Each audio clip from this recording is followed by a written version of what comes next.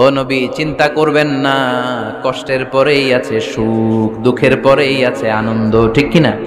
কষ্টের পরেই সুখ, সুখ এটা দুঃখের পরেই থাকে। আল্লাহ সেটআপটা এভাবেই করেছেন। দুঃখ, কষ্ট, বিপদ আর পরীক্ষায় মুমিন ভয় পায় না, কারণ মুমিনের হারাবার কিছু নাই, ঠিক কিনা? আমাদের জীবনে যদি বিপদ নেমে আসে আমরা কি চিন্তিত হই? কথা বলেন। আমরা তখন সবর করি, কি করি? আর সবরের সওয়াব আছে না নাই? কারণ মুমিন জানে রাত যত গভীর হয় অন্ধকার তমানিসা বেদ করে সুবহে সাদিক হয়। মুমিন জানে গর্ভবতী নারীর পেটের যন্ত্রণা যত বাড়তে থাকে নতুন মেহমান আগমনের সময় ঘনাতে থাকে, ঠিক কিনা? মুমিন জানে মুমিনের উপর বিপদ কষ্ট যত বাড়তে থাকে সুখের সময় ঘনাতে থাকে, কাছে আসতে থাকে। চিল্লায় বলেন ঠিক কিনা? এজন্য আল্লাহ বললেন ফাইন্না মাআল উসরি ইউসরান, ইন্না মাআল উসরি ইউসরা। ও নবী, চিন্তা করবেন না, পেরেশান হবেন না। মাক্কি জীবনে আপনার দুঃখ কষ্ট, কিন্তু কিছুদিন পরেই মাদানী জীবনে আপনার জীবনে সুখ নামিয়ে দিবে কে? আপনার জীবনে আনন্দের বন্যা বইয়ে দিবে কে? মোটিভেশনাল সূরা, পেইন রিলিভিং সূরা। আপনি বিপদে পড়লেই এই আয়াত নিয়ে চিন্তা করবেন যে বিপদের পরেই আনন্দ আছে, কষ্টের পরেই দুঃখ আছে।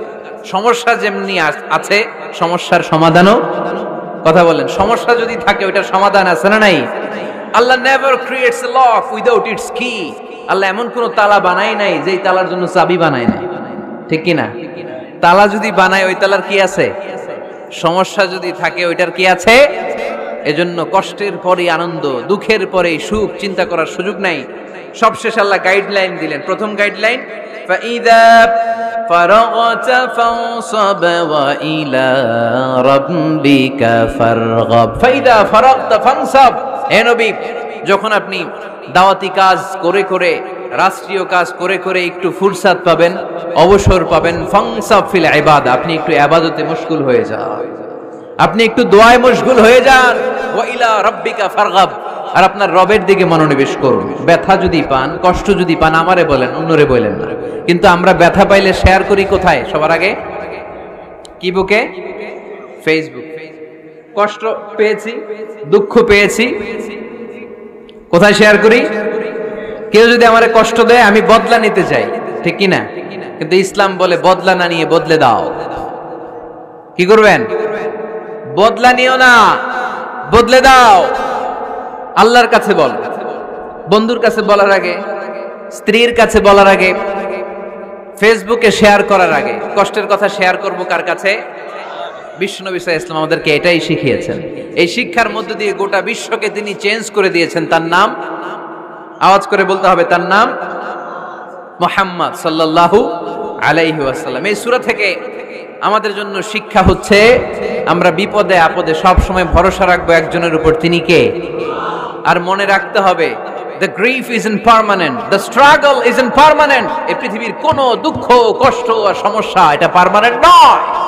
সমস্যার পরে সমাধান আছে, দুঃখের পরে আনন্দ আছে। এই বিপদ পরীক্ষাগুলো আল্লাহ তাআলা আমাদেরকে দেন আমাদের কোমরকে সোজা করার জন্য, আমাদের পায়ের নিচের মাটিকে শক্ত করার জন্য।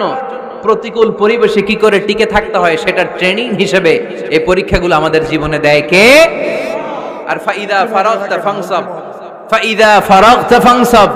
ও নবী, যখনই আপনি অবসর পাবেন, অবসর সময়টা আমরা কাজে লাগাবো। রাজি আছেন তো? আমরা অনেক সময় অবসরকে কাজে লাগাই না, কিন্তু যখন খুব বেশি ব্যস্ত হয়ে পড়ি তখন আমাদের মাথায় আসে, হায় রে, অবসর যদি কাজে লাগাইতাম, অবসরে পরীক্ষার পরে 3 মাসে যদি পড়তাম আজকে ইউনিভার্সিটিতে চান্স পাইতাম, ঠিক কিনা? এজন্য যুবক ছেলেরা অবসর নষ্ট করা যাবে না, এগুলোর কাজে লাগাতে হবে। আর বিপদে আপদে সবসময় ভরসা রাখতে হবে একজনের উপর, তিনি কে? আজকের এই প্রোগ্রাম বাস্তবায়নে যারা সহযোগিতা করেছেন তাদের সবাইকে আমি শুকরিয়া জানাই।